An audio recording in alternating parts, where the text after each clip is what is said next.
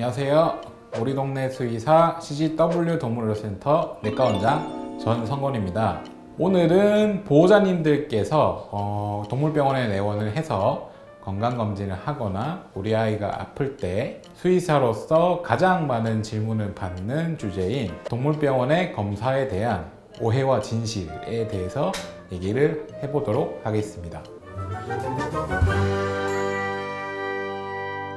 개인적으로 지인분들이나 아니면 동물병원에 내원해 주시는 보호자님들이 사실 가장 많이 하는 질문이 이거일 건데요. 원장님, 이런 검사를 하면 우리 아이가 어디가 아픈지 다 알 수 있나요? 또는 원장님, 혹시 이런 검사는 우리 아이한테 지금 꼭 필요한 검사인가요?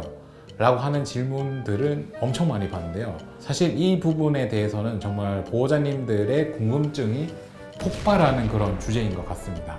자, 그럼 일단 이 동물병원에서 검사라고 하는 항목이 어떤 것이 있는지 알아보는 것이 가장 첫 번째가 될 텐데요. 물론 검사라고 하면 세분화해서 이렇게 나뉘는데 정말 한도 끝도 없겠지만 일단은 제가 4가지로 나뉘어 보았습니다.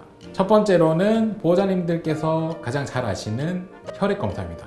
이 혈액검사를 통해서는 우리 아이가 어떻게 특정 장기에 대한 수치가 올라가 있다든지 아니면 빈혈 수치를 본다든지 아니면 호르몬 질환이 있다든지 라고 하는 부분을 보통 혈액 검사를 통해서 많이 알 수 있는데, 이렇듯 가장 많이 차지하는 부분이 첫 번째 카테고리인 혈액 검사인 것 같습니다.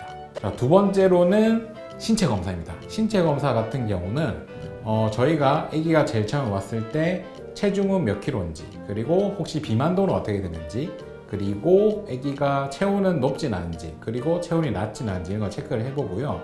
그 다음에 가장 중요한 청진을 해본다든지 아니면 복통이 있는지 아니면 흉통이 있는지 아니면 요추의 통증이 있는지 등등을 이렇게 신체 검사를 통해서 알아보게 되는데, 사실 이 신체 검사를 하는 것도 정말 머리끝부터 발끝까지 세세히 살펴보는 것을 모두 신체 검사를 하고 하는데, 이 부분도 상당히 방대한 부분을 차지하게 됩니다.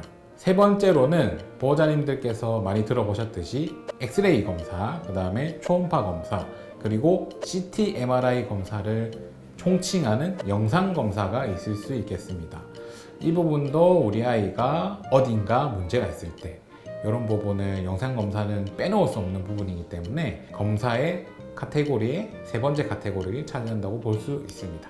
네 번째는 제가 기타 검사라고 이제 총칭을 하는 부분인데, 이 기타 검사에서도 사실 여러 가지 항목이 있을 수 있는데, 가장 좀 흔한 것이 뭐냐면 보호자님께서 아기가 설사를 하거나 아기가 변을 보는 걸 좀 힘들어한다 라고 했을 때 해볼 수 있는 분변 검사라든지, 아니면 우리 아이가 처음으로 분양을 받고 혹시 소화기 증상이나 다른 기력저하 증상이 있다 라고 했을 때 체크해봐야 할 키트 검사, 그리고 우리 강아지 친구들이 주기적으로 체크를 하는 심장 사상충 검사 등이 포함된다고 할 수 있겠습니다.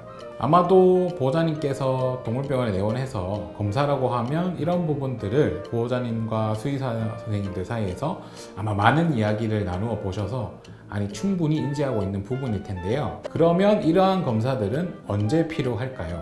사실은 정답은 없습니다. 검사라고 하는 부분이 제가 앞서서 얘기했듯이 기초부터 심화까지 정말 많은 검사가 있을 수 있는데, 수의사 입장에서는 가장 먼저 하는 것이 보호자님들의 의견, 병력 청취입니다. 그래서 우리 아이는 말을 할 수 없기 때문에 보호자님들이 우리 아이가 이렇게 구토를 했어요, 아니면 우리 아이가 요런 증상을 보였어요 라고 하는 거를 수의사를 먼저 캐치를 하고, 그 다음으로부터 힌트를 얻을 수 있는 거는 신체 검사를 통해서 조금 아기가 이 부분에 문제가 있을 수 있겠다 라고 하는 걸 추측을 하는 겁니다. 그러고 나서 저희가 결정을 하는 게 어떤 검사가 필요한지 체크를 해보는 것인데, 물론 이때 검사 같은 경우를 많이 하면 할수록 아이에 대해서 정보를 많이 얻을 수 있기 때문에 사실은 좋습니다. 하지만 현실적으로 봤을 때 저희 보호자님들이 비용에 대한 부담이 있을 수도 있으실 것이고, 특히 여러 가지 검사를 진행하다 보면 시간적인 제약도 있고, 그리고 여러 가지 검사를 하다 보면 또 우리 아이가 스트레스를 너무 많이 받을 수 있기 때문에 수의사들은 그런 부분을 생각하지 않을 수가 없습니다. 그렇기 때문에 이 검사로 하는 거는 제가 정답이 없다고 말씀드린 게 그 상황에 맞게 수의사가 판단을 하고 그리고 보호자님들과 상담을 통해서 결정하는 거기 때문에 검사라는 것에는 정답이 없습니다. 그리고 만약에 검사를 했다고 했을 때 이 검사 결과에 대해서 이야기를 해보겠습니다. 일단 수의사들은 검사 결과가 나왔을 때 우리 보호자님들을 통해서 들은 우리 아이의 임상 증상, 그리고 우리 아이가 어떤 증상을 지금 현재 보이고 불편감을 호소를 하는지, 그리고 이 아이가 강아지인지 고양이인지, 그리고 노령인지 어린아이인지 따라서 종합적인 판단을 해야 합니다. 어떤 검사 수치 딱 하나만 가지고 이 아이는 정상입니다, 비정상입니다 라고 하는 것이 사실은 말이 안 될 수 있습니다. 하나의 수치만 가지고 정상이다, 비정상이다 이렇게 특정 짓기 어려운 경우가 상당히 많습니다. 그리고 모든 검사를 실시를 하고도 저희가 필요한 영상검사나 혈액검사나 신체검사나 이런 부분을 다 저희가 체크를 하고도 사실은 수의학의 한계 때문에 아직은 정확한 병명이나 이유를 알지 못하는 소위 말하는 특발성이라고 하는 부분도 있을 수 있기 때문에 보호자님들이 검사를 하고 나서도 아니 이렇게 특발성이라고 얘기를 할 거면 왜 이렇게 많은 검사를 했냐라고 하는 답답함이 생기실 수 있습니다. 하지만 저희 수의사들도 사실은 이 특발성이라는 말을 전달할 때 보호자님들이 이러한 검사를 다 했는데 우리도 원인을 모르고 보호자님도 원인을 모르고 학회에서도 원인을 모르기 때문에 저희들도 상당히 답답한 부분이 많을 때가 많습니다.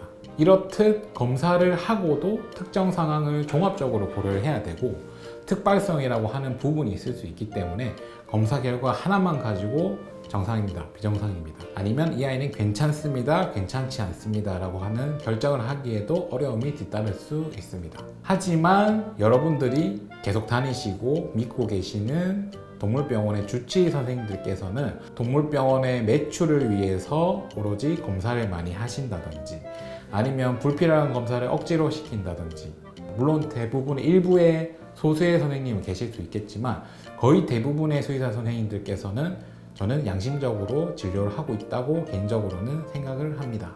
그리고 검사 같은 경우도 결국은 저희가 보호자님들이랑 상의를 하고 우리 아이의 여러 가지를 종합적으로 고려를 해서 검사를 권유하고 보호자님들이랑 상담을 하고 진행하는 것이기에 보호자님들께서 많이 염려를 하시는 그런 과잉 진료에 대해서는 걱정을 한시름 놓으면 좋지 않을까라는 게 개인적인 생각입니다.